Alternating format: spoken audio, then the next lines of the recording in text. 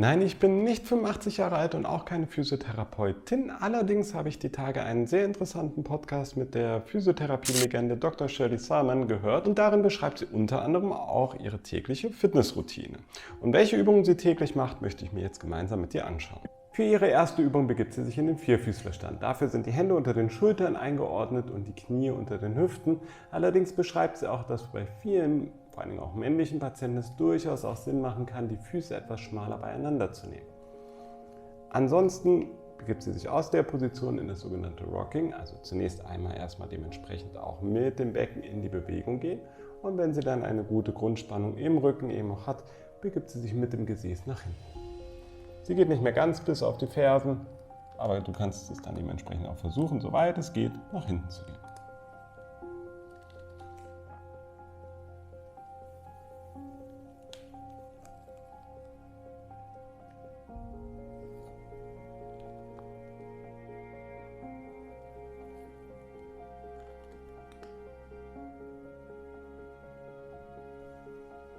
Als nächste Übung macht sie modifizierte Liegestützen.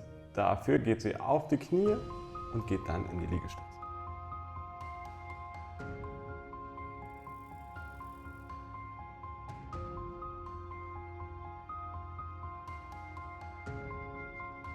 Die nächste Übung ist eine Kombination aus Dehnung der Oberschenkelvorderseite und Hüftbeuger und der Kräftigung der Gesäßmuskulatur. Für diese Übung begibt sie sich in Bauchlage und aus dieser Position winkelt sie das Bein maximal an.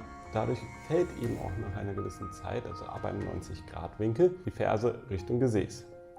Und aus dieser Position hebt sie nun das Knie an, allerdings maximal 10 Grad aus der Hüfte. Eine weiterführende Bewegung würde dementsprechend eher in der Lendenwirbelsäule stattfinden. Wichtig ist bei dieser Übung auch, dass sie aus der Gesäßmuskulatur, nicht aus der Oberschenkelrückseite arbeitet, da es sonst eher zu Krämpfen kommen kann. Eine weitere Übung zur Mobilisierung der Hüftgelenke übt sie in Bauchlage aus. Dabei winkelt sie die Knie in etwa 90 Grad an und nun bringt sie immer die Unterschenkel gegensinnig einwärts und auswärts.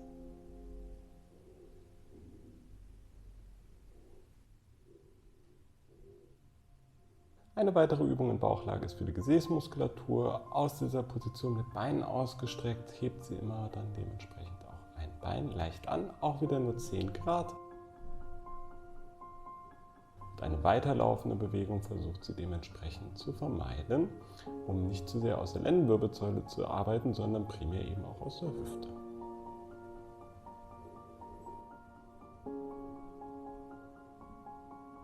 Und eine weitere Übung zum Kräftigen der Gesäßmuskulatur, ebenfalls wieder in Bauchlage.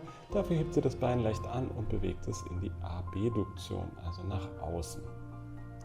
Dafür gibt es auch eine schöne Alternative, diese verlinke ich dir am Ende des Videos.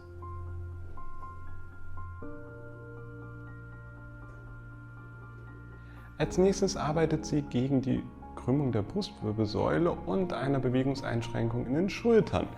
Dafür begibt sie die Arme neben den Körper und streckt sie dann langsam nach oben, gleitet aber auf dem Boden nach oben und kann dann dementsprechend ein Bein nach dem anderen in die Streckung begeben. Der Rücken sollte dabei bei dieser Übung auf dem Boden liegen bleiben und nicht zu sehr eben auch dementsprechend abheben. Sollten Probleme im Schultergürtel oder der Halswirbelsäule vorhanden sein, macht es durchaus Sinn, das Ganze mit einem Kissen zu unterstützen. Weiter geht es für sie mit einer Modifizierung des Käfers. Dafür winkelt sie immer ein Bein an und streckt es langsam aus. Ein Bein anwinkeln und langsam ausstrecken.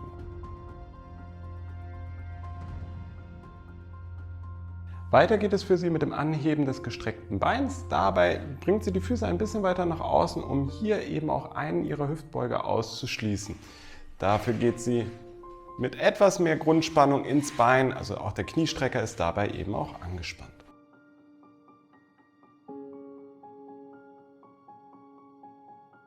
Eine schöne Übung für die untere Bauchmuskulatur und die schräge Bauchmuskulatur nutzt sie, indem sie einen Fuß aufstellt, das andere Bein bleibt ausgestreckt und während der Übung das Becken versucht möglichst stabil zu halten, also dass es weiterhin schön parallel zum Boden eben auch bleibt und geht dann langsam mit dem Bein in eine Außendrehung und führt das Bein wieder zurück.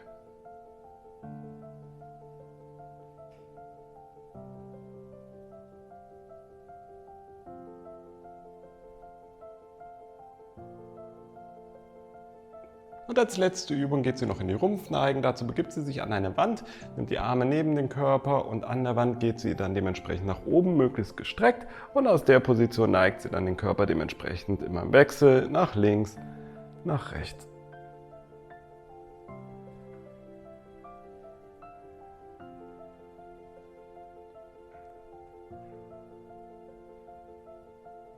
Ergänzend dazu geht sie jeden Tag noch 3 bis 4 Meilen, also 5 bis 6,5 Kilometer spazieren oder dementsprechend nutzt sie auch gerne nochmal einen Fahrradergometer. Beachte bitte, dass diese Übungen von Dr. Samen schon eine gewisse Zeit eben auch gemacht werden und du eventuell erstmal, falls du Einsteiger bist und motiviert bist mitzumachen, erstmal etwas zurückhaltender diese Übung absolvieren solltest. Wenn dir diese Übungen gefallen haben, solltest du unbedingt auch in diesem Video nochmal reinschauen. Dort zeige ich dir eine weitere Übung für die Gesäßmuskulatur, eine wichtige Übung, um eben auch deinen Beckenbereich zu stabilisieren.